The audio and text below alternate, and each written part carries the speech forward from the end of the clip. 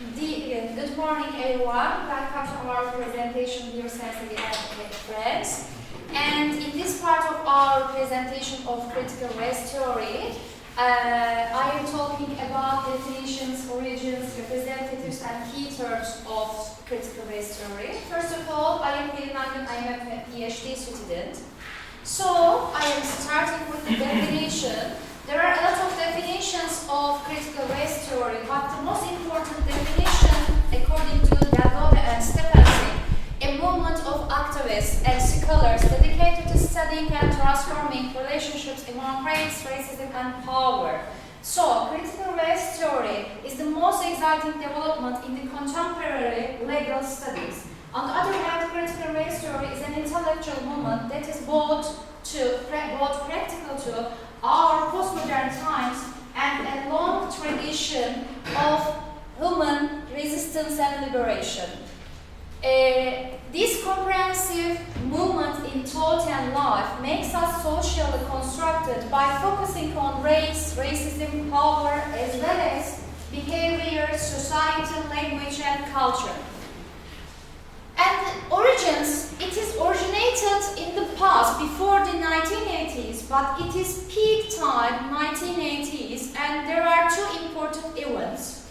Also, it originated in the field of law and Yugoslav schools, but it celebrates critical race theory's success in the 21st century.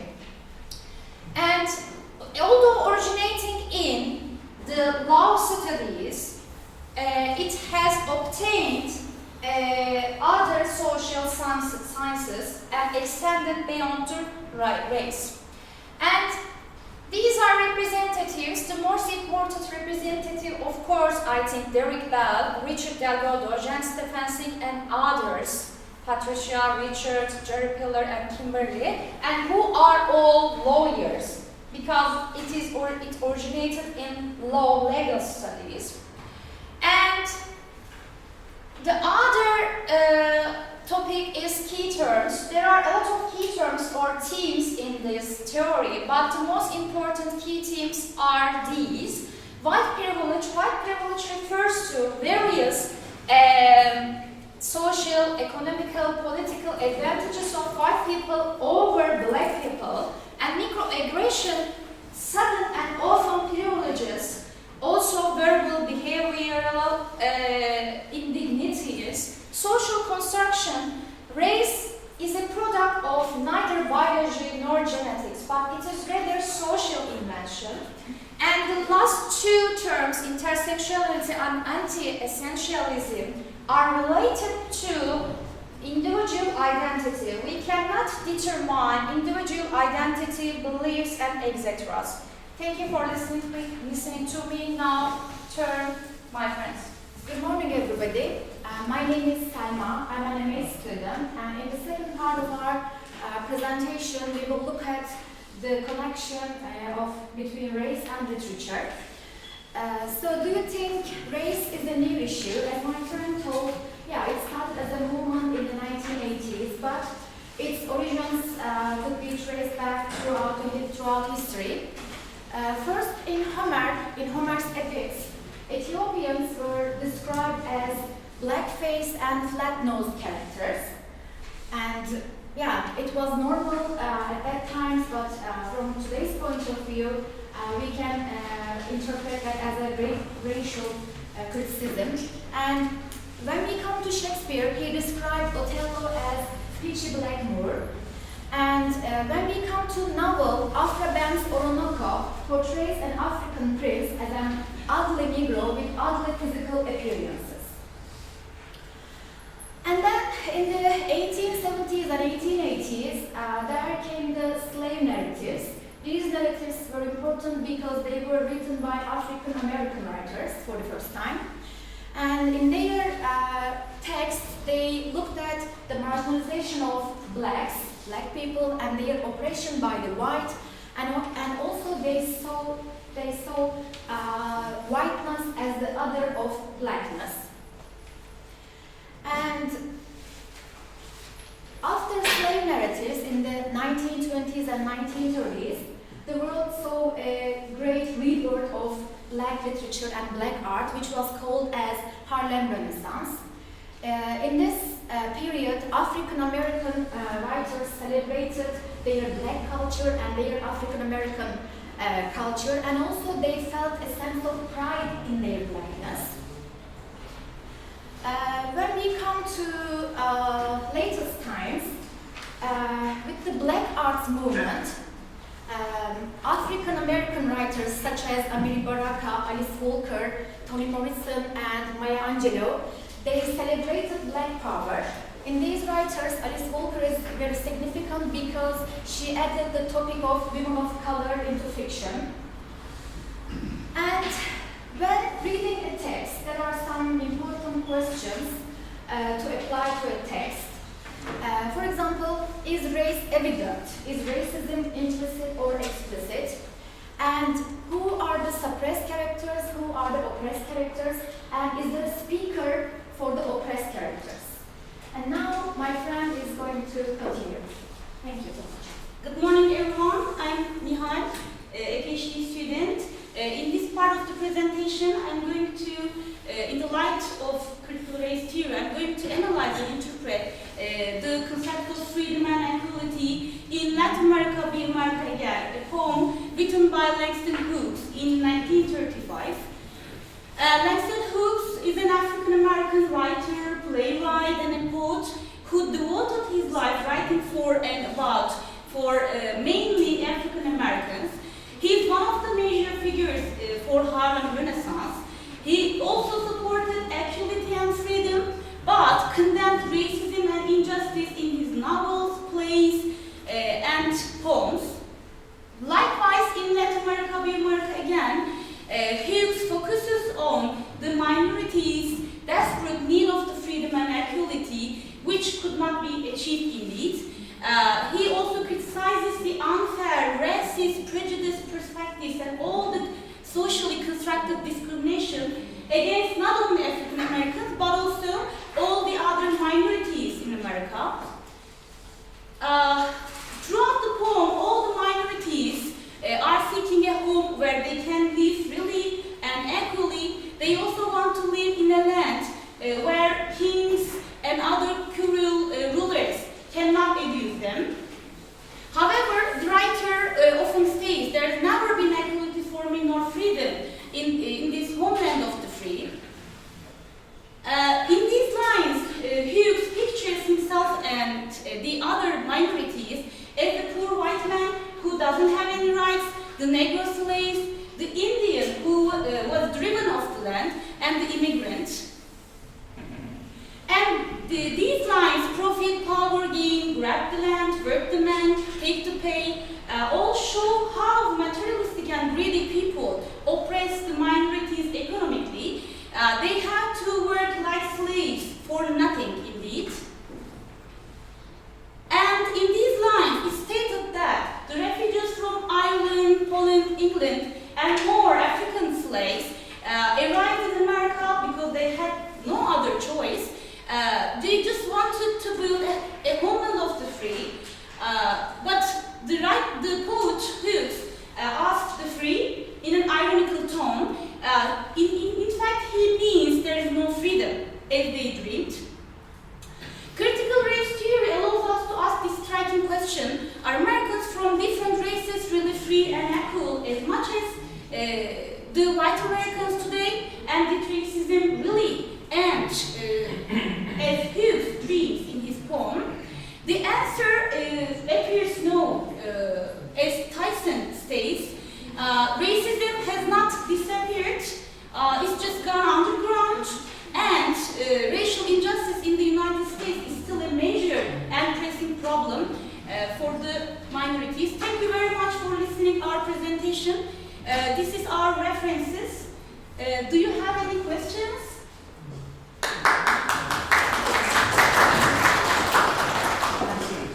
Thank you so much.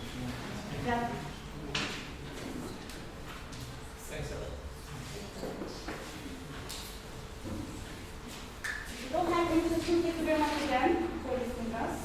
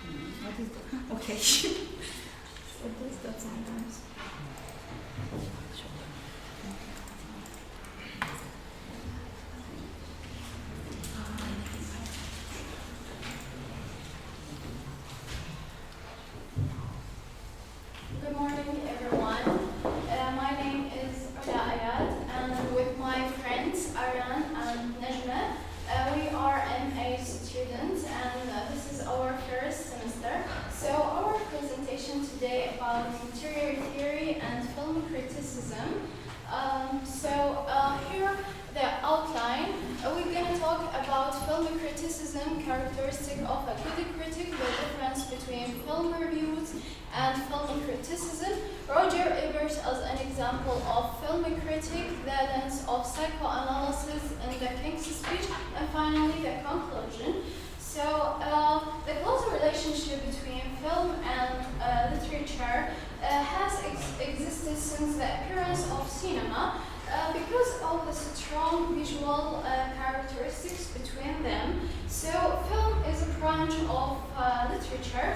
A critical is the summarization and the evaluation of the idea and information. It expresses the writer's point of view in the light of what he already know about the subject and what occurred from related text. Reviewing critically means to look carefully and clearly and take into consideration both strength and weaknesses in the material under review. We have film criticism is the comparison, analysis, interpretation, and evaluation of films. There are two different types of publication that offer opinion about films. The first one is the academic criticism by film scholars, which is usually published in scholarly journals. The other one is the journalistic film reviews that appears in newspapers and other types of media. Now we have the purposes of film criticism.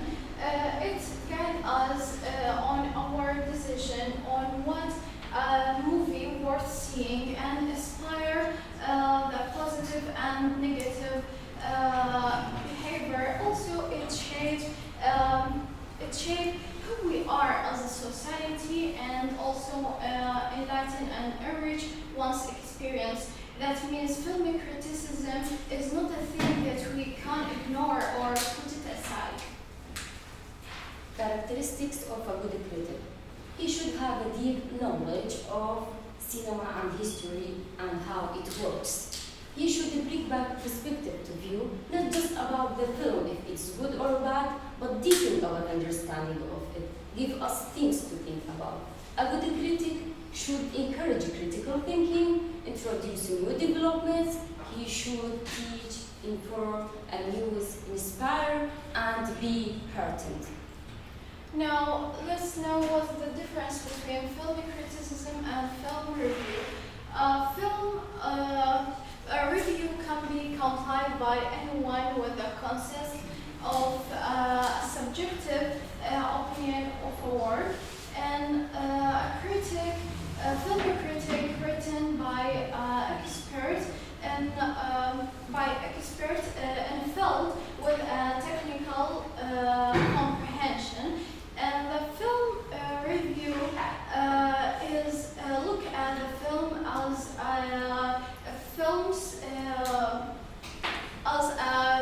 a film production value with a general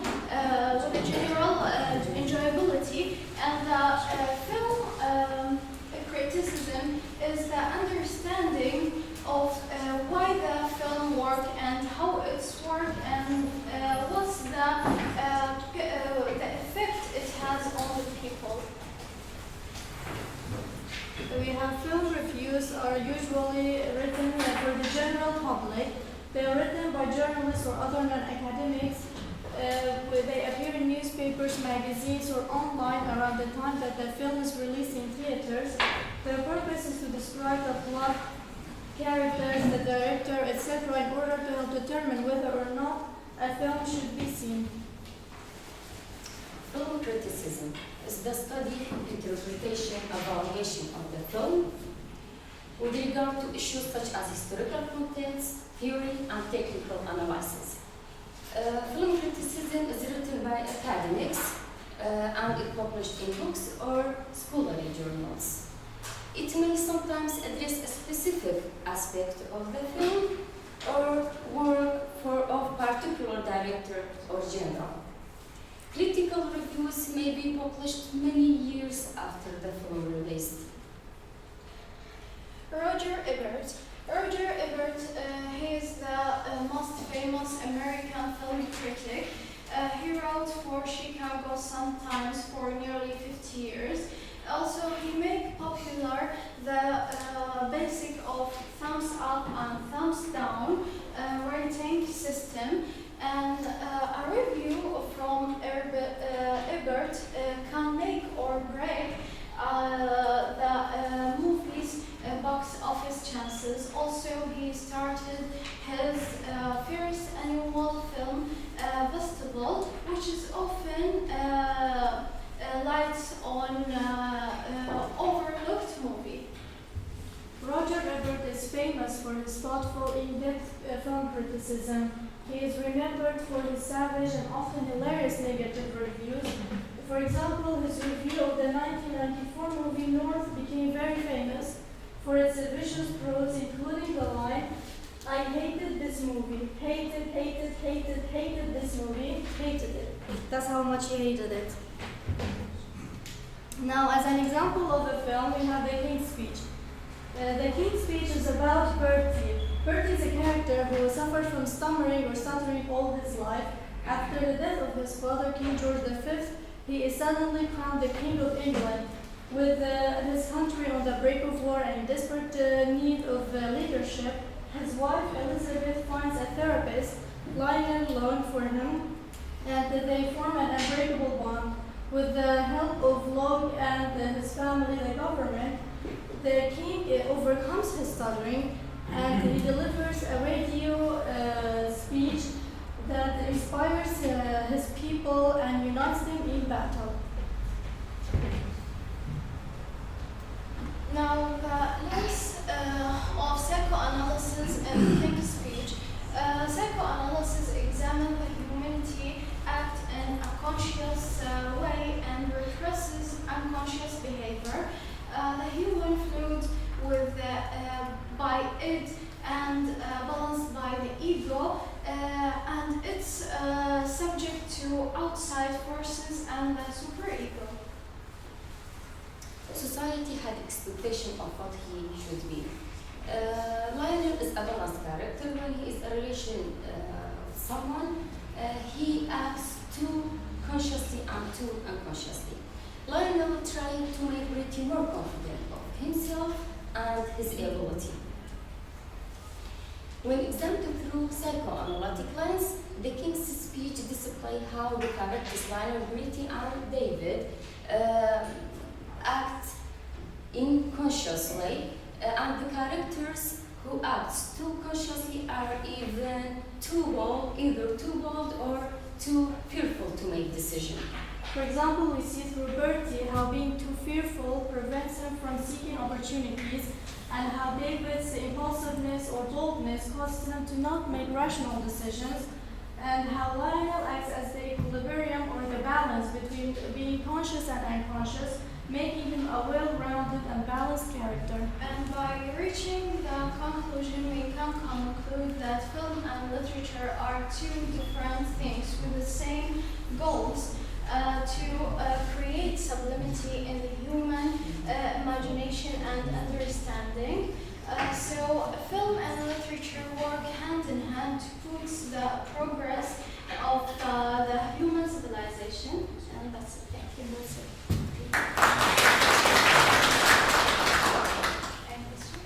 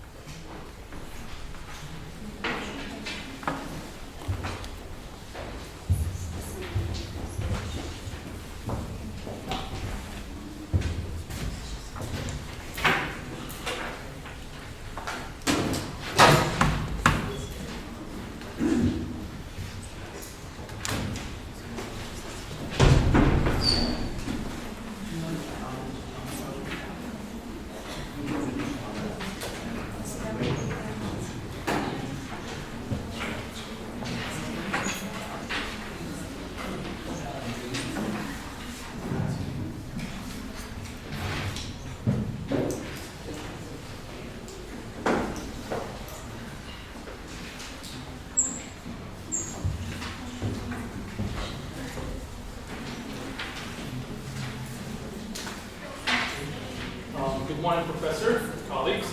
I'm Samuel Dean from Baghdad, Iraq, as some of you may know. Today, my partners and I will present to you how literary tourism would be shaped during the digital age. Ever since digital technology appeared, almost every aspect in our lives has changed. For example, dating, wars, medicine, just to name a few. By programming certain software applications, practical tourism through technology has become possible. There are two groups of computer applications for language and literature studies. The first group represented by dictionaries, which the critic uses in order to make multiple categorizations by collecting words that are related to a theme. For example, what are the words that are related to the theme of fire? We have burn, hell, heat, fireplace, etc. This group of applications is inevitable in the practice of criticism because the critic will use and insert these categorizations in a second group of applications represented by thematic analyses and stylistic studies. These applications are programmed via certain algorithms to detect the categorizations prepared earlier by the critic. So, computer criticism helps us confirm the thematic density we already have of the text. It lets us see the concentration of categorized themes and the times that they appear in the text. Critics feel uncomfortable with the term computer criticism, for it suggests that somehow it is the computer that does the whole practice of criticism. Yet in fact, the role of the computer is merely gathering the information the critic asks for. It is the critic who interprets the information produced by the computer and forms the critical insight. Therefore, the terms computer-assisted criticism and software-assisted criticism are preferable and more accurate.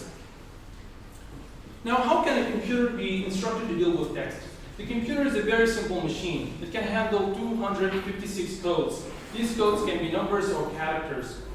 Computers can look at numbers, compare them to see if they are equal, add them, subtract them, divide them, or multiply them. Using these basic operations, one can have full control over themes in a text. Now, before such procedures can be applied to a text, however, the text must be presented to the computer in a form that it can recognize. Unfortunately, this is normally not in the form of a physical book.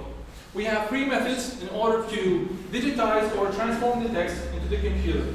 The first method is using a scanner, scanning the text using an OCR. OCR is short for optical character recognition. It is an AI tool that helps recognize and identify printed characters. However, the text extracted using the OCR method might be subject to contain misspelled words because the device sometimes finds it challenging to identify faded characters on all papers. So we have another method, which is typing the text directly into the computer using a keyboard. This method is somehow better than the old method, but it is difficult because imagine yourself typing the whole text of a novel. It'll take months or days at least. The third method, which appeared recently and is the easiest one, which is download the text as an ebook from the internet. Now, taking James Joyce's novel as an example to practice this criticism, a great deal is revealed about the main character, Stephen Dedalus, by counting the times the theme of fire appeared in the novel. 500 words are related to the theme of fire have been found to describe Stephen's struggles and inner conflicts. Words like heat, firelight, hell, the words I mentioned earlier. Now we'll move on to another form of digital criticism performed by my friend Ali. Hello everyone. My name is Salih Hussein. I'm from Iraq also. So from the beginning of this course, our doctor was trying to teach us how we can apply any theory on any literary text. But first, the text should be in front of us. But what if we have in the end, we get reader's response theory. It was hard for us to apply it because we need a lot of readers in the front of us, and in the end, we need information from them, like gender, age, mood. So these are personal informations. So what if we have readers from all over the world, and at the same time, the author has the ability to access to their information and to know about if they criticize other texts. So this is our subject for today. It's called sample criticism. Cyber criticism is a term, actually. Since the coming of the internet, it was oriented by Norbert Wiener in 1948. And that, it was like really a huge growth. I mean, in the internet for the authors to depend on the readers from all over the world, and they get feedback from them. But what about the literature? So, cyber literature, the relation between the author and the readers, they are separated relationship. That means they are really far away from each other. They never met, but their relation it will be like on the internet only. They're meeting only on the internet. So what about cyber culture? So these readers and the author, they want to make like a culture. This culture should be on the internet by using websites, blogs, social media. So what about the benefit from that? So the benefit from that, the author can apply his text on the internet and he gets feedback from the readers from all over the world. At the same time, he can generate a new text with improvement. Thank you. And right now we will move on to another concept by our friends. Thank you, Ali. Morning, everyone. I'm Sam Rashid from Iraq. Today, I'm going to. How does this work? Okay. So today my term is called technocentric. So this is the aim of my presentation actually. So hopefully by the end of these 3 minutes, you guys are going to understand what do we mean by technocentric. Okay, before we go to technocentric, there is another thing that we need to know, which is called the environmental value system. So the environmental value system is the world view. I'm an individual, you are groups, okay? I do have my view to the world, and you guys have different views to the world. What does this mean? It means that if we have different views to the world, it means we are going to have different solutions to any problem that we are going to face, let's say in the environment or the world entirely. Technocentric is going to be my focus that I'm going to focus on. But before that, we have to know two different aspects. The first one is called anthropocentric. Anthropocentric is man over nature. Man uses nature for his own benefits only. He doesn't care what happens to the nature. He just uses it for his own benefits. And the second one is called the ecocentric. As you know, we have taken this with Dr. Mayer. Ecocentric is what? Ecocentric, man himself is nature. What does this mean? It means that the relationship between nature and man is reciprocal. Whatever man does is going to effect back on himself. Okay. And the goal that I want to get is what is called the technocentric. Technocentric is fascinating. How? Because man with technology can solve any problems that can be faced in the environment. Again, man, or let's say we, as people, creating technology, okay? Any problems that is going to be faced is going to be solved.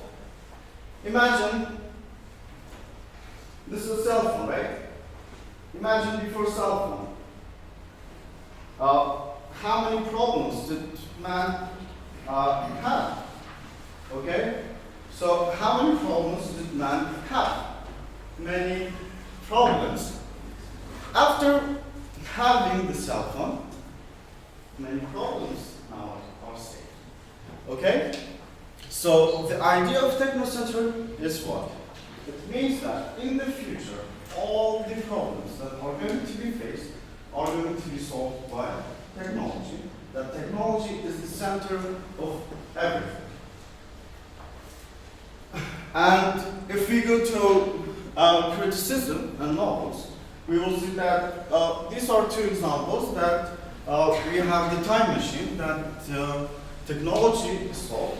Of course, it depends on the writer, the way that he wants to mention technology, the exceptional or the appalling way, and also the brave new world. Again, the idea of technocentric, with technology, all problems can be solved. Thank you very much, and if you have any questions, go ahead.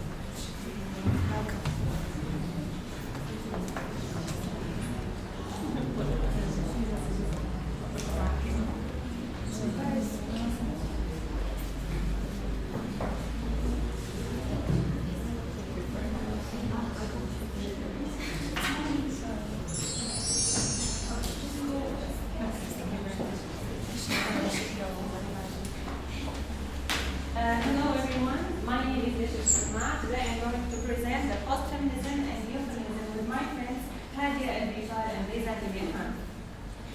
First of all, I would like to ask you a question. What is feminism? What do you know about feminism? Excuse me. Yes, please. Feminism, as I can say, it's a movement that's related to, that's concerning to say women's rights and just asking for raise the hands up for everything that we have to do in the society. Yes, please. Gender pay role the man or woman. Thank you. What else? So gaining women's rights back to be equal as men. Thank you. Okay, feminism is a social and political ideology in which it's that seeks to establish the social, political, economic, and individual equality of women. Historians assert that all feminine movements work to obtain women's rights. The word feminist does not only belong to women, but it also belongs to men as well. Now I want to talk about the historical background of feminism.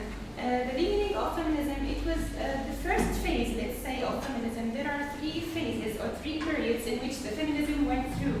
The first one is the classical, or we also say the traditional feminism. This is the beginning of the feminism when women started to feel like they are not getting their rights. They are only housekeepers. They just raise up kids. They don't get their rights in the learning, in education, politics, in economy, in the society in general. And this is why the idea of this movement started. Then we have the post-feminism in the 20th century, here when women started to get the equation with men, but they lost their femininity. After that came the new feminism in the 21st century, and here we have, this one is very different from the other ones, because here women knows that they don't need to be compared with men. They have their own entity. And my friends will explain more about this. Okay, the classical feminism, the main cause for the rise of feminism is gender inequality caused by patriarchy, which has dominated society throughout the history. What is patriarchy? Yeah, the man's dominance. Yeah. Okay, so it is. You can also see the definition there. Yeah. So no need to ask. So it started when women recognized that they want to get their rights in education, voting, working, right, rather than housekeeping and raising up kids. After classical feminism, women didn't stop at this movement. The movement was come after that is post-feminism, which is a continuation of classical feminism. While feminism is based on demanding rights in ideological way, post-feminism is application of this idea on their real life, which aims to achieve equality gender. The result of post-feminism, women became able to take their rights in the real life. But in the 21st century, women also didn't stop, and the newest women's movement has appeared, which called the New Feminism. The name is combination from the word new and feminist, and it's still ongoing. New feminism doesn't compare women to men. Contrary to traditional feminism, it views women as separate entity. We have to mention important point in New Feminism. This poster for a fictional character called Rosie. It represents idea women's strength. The most important point in New Feminism is New Feminism views femininity as a strength trait rather than weakness. During the period of the time from the past to until the now, many women has contributed in shaping the feminism. For example, Simone de Beauvoir, she had outspoken political activities, and she paved the way for modern feminism by writing a book that critiqued patriarchy system which faced by the women. Also, Barbara Walters, she was the first female co-anchor for evening news broadcast for ABC News. She paved the way for women to work in journalism. From contemporary time, we have all known Hillary Clinton. This is the first lady ever run for public office and serving as the first ever female senator from New York. First ever female candidate in the presidential election. During our movement, women went to the streets and raising the mottos for calling their rights. The most famous motto was "Women's rights equal human rights."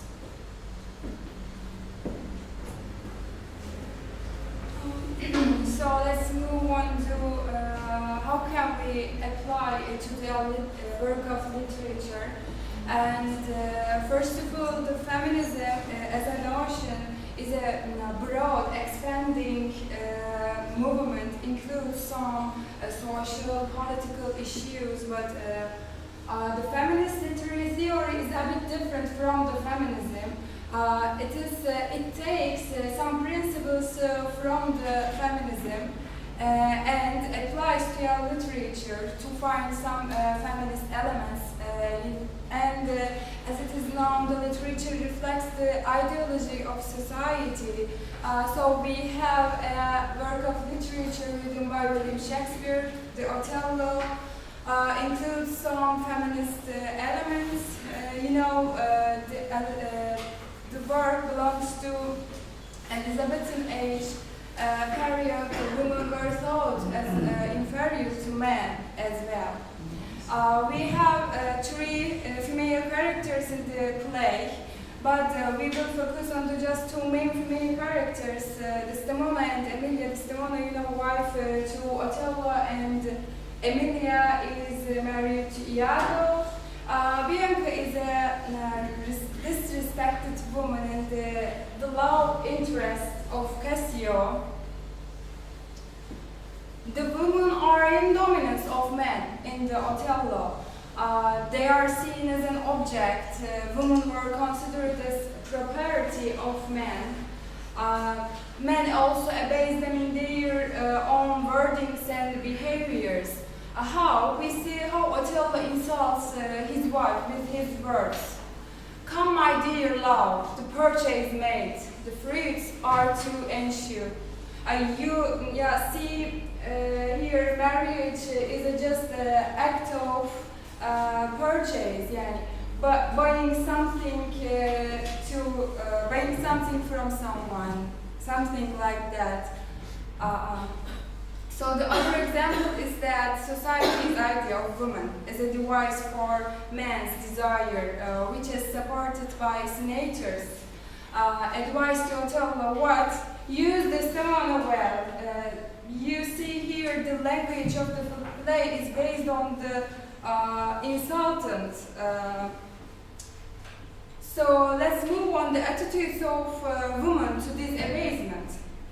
In the play, Desdemona is a very submissive, weak character, and she has always obedience to husband. And although Othello behaves in a raw, very rude way to her, but on the contrary, Emilia is a strong and conscious character by speaking out against the patriarchy. She recognized their rights and entity, even though there is no any feminist aspect in those times, of course. Furthermore, she demanded to be equal to men. What does she say? Let husbands know their wives have sense like them. They see and smell, and have their place for both for sweet and sour as husband. You see how she refused abasement of men about the woman, and she recognized their entity as an individual in the life. The main female characters are represented according to the interpretation of men. Consequently, they reacted in a different ways to these insultations. While Desdemona is displayed as a woman to be subjected, to be attached to her husband, Emilia couldn't bear the woman's image presented in the man's minds and thought. So now you have a clear information about feminism. You know why did it happen? What was the reason behind establishing this movement? You know the periods in which it went through. And in conclusion, we can say feminism went through 3 periods. In each period, it was affected by time, culture, and ideology of the society. Till now, some women and men also are still working on the same issue, as feminism does not only belong to women, so you all are welcome to be feminists. Thank you.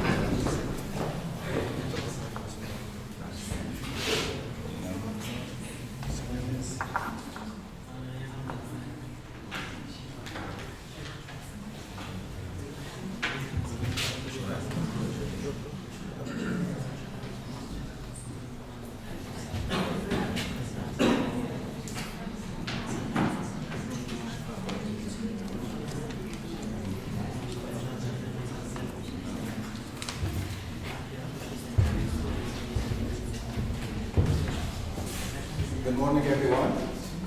My name is Ahmed Sharki. I'm from Iraq. Also, my team, Ali and Tariq from Iraq. Today we have our presentation about Orientalism by Edward Said. So,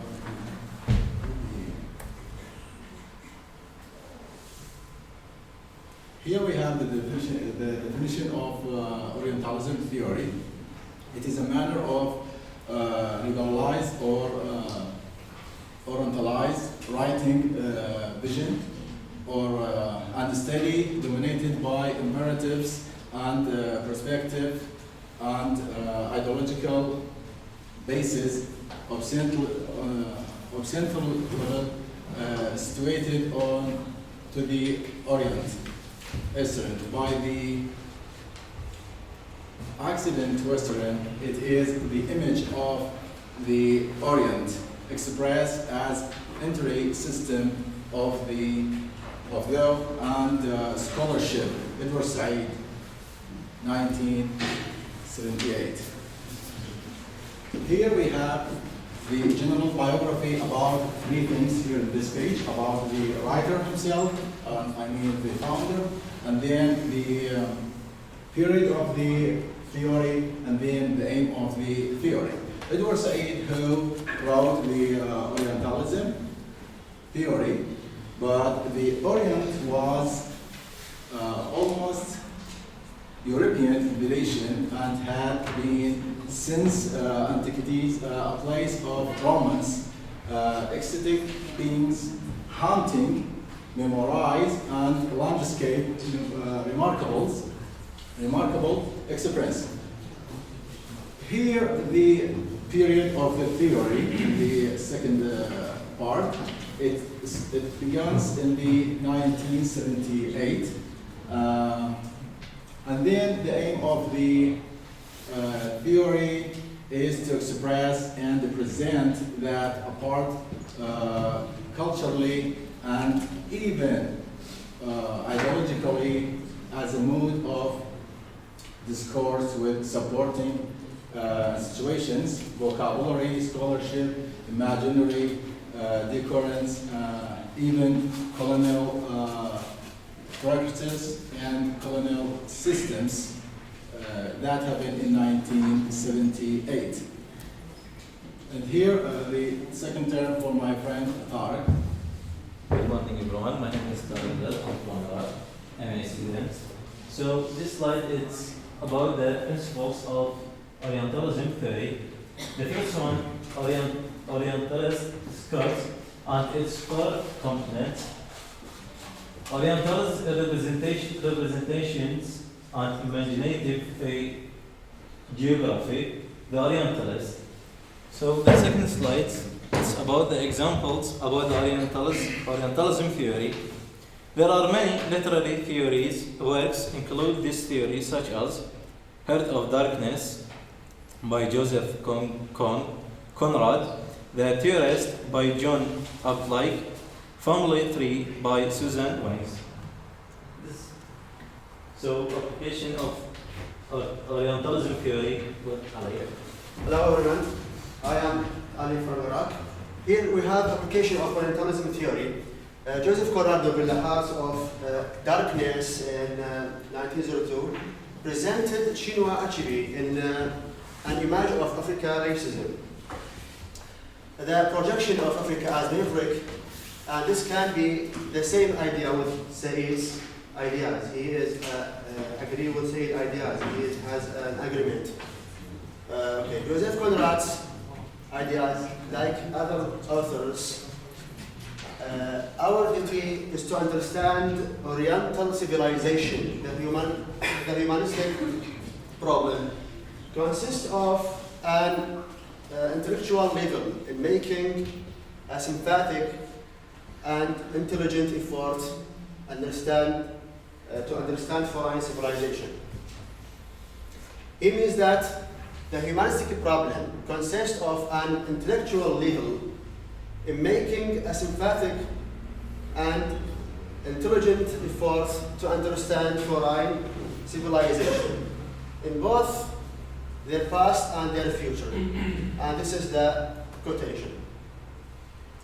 Conclusion. Throughout what was presented in this work, or even out of this work, when the reader comes to read this book of Said's book, he will absolutely discover that or comprehends that it is so important to see in the round Edward Said's work and his mixed reception. This means reading Orientalism as closely as its author would have liked, and then being able to see its position as the first part of a projection that needed to support the building of alternative methodologies, inevitably. For instance, Edward himself was unable to anticipate the alternative plan and his criticism, bear some of the blame for it. Not less for the perspective of modern studies. In the Middle East, the current and future, like surprisingly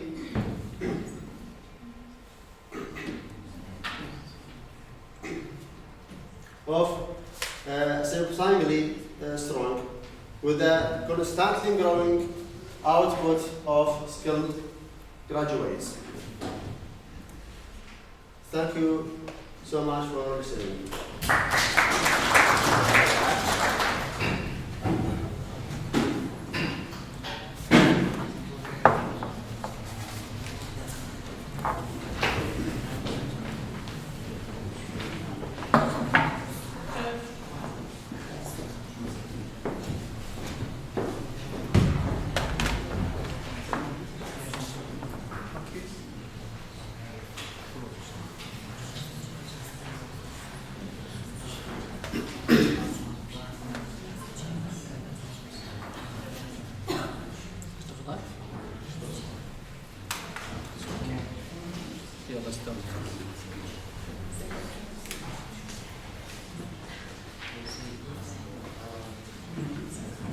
Good morning, everyone.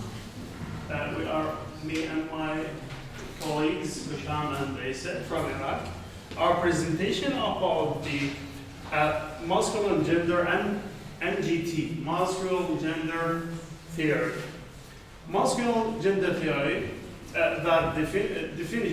we have definition defining gender by Cornell in 1995. Critique of sex role, gender socialization. Gender inequalities are explained in terms of biology. That difference, as we know, all of them, that the gender that differentiate between the genders by male and female, we have three parts of gender: male, female, and neuter. Difference is understood as division from the normative mode of masculinity or femininity. Gender roles are vague. Here, gender roles are vague. This means that we have male or female, but there is just differences between. We can disappear that the attributes of male that at the same person. Incapable of theorizing change in gender relations. The individual subject is entirely the product of social structure. Masculinity, that the set or groups or personal groups of attributes are the one that indicate for the male and female. Also, we have here some definitions for refers to the social rules, behaviors, and meanings prescribed for man and any given society at any one time, such as it emphasizes gender, not biological sex, and the diversity of identities among different groups of men. Masculinity varies. Historically, was through thought of us, masculine changes over time. Masculinity varies cross-culturally. conceptualization of masculinity are cultural specific. Yeah. We have Freud's theory about the masculinity. Freud said about masculinity, the love of end.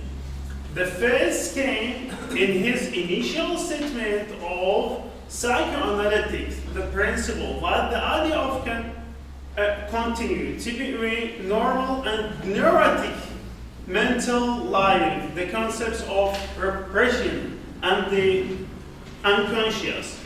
That's here mean also we have an example for this theory of Freud theory that by Oedipus when he approved his masculinity when he left his city and go to another city to prove masculinity of him.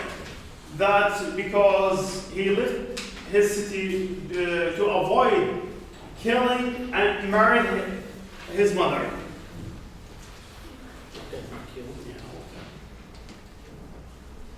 With you, Mr. Isa Jubori.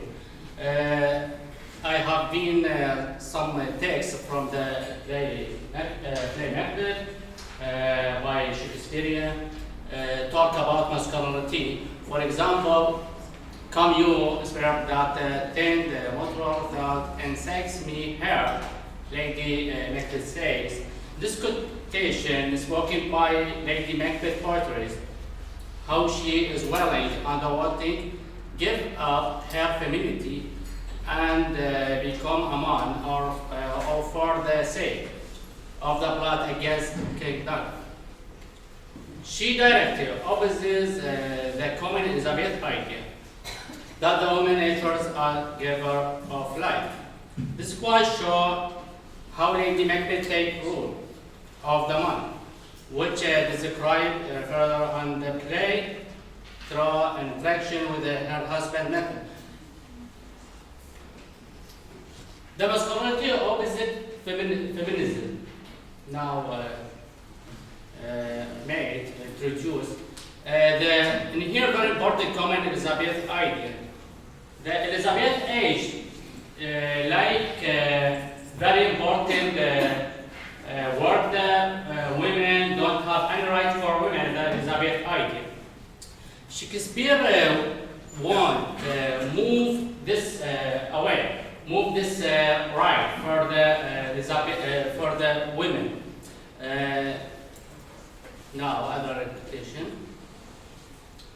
This other interpretation, when you trust to do it, when you wear a man and to be more than what you wear, you would be so much more the man.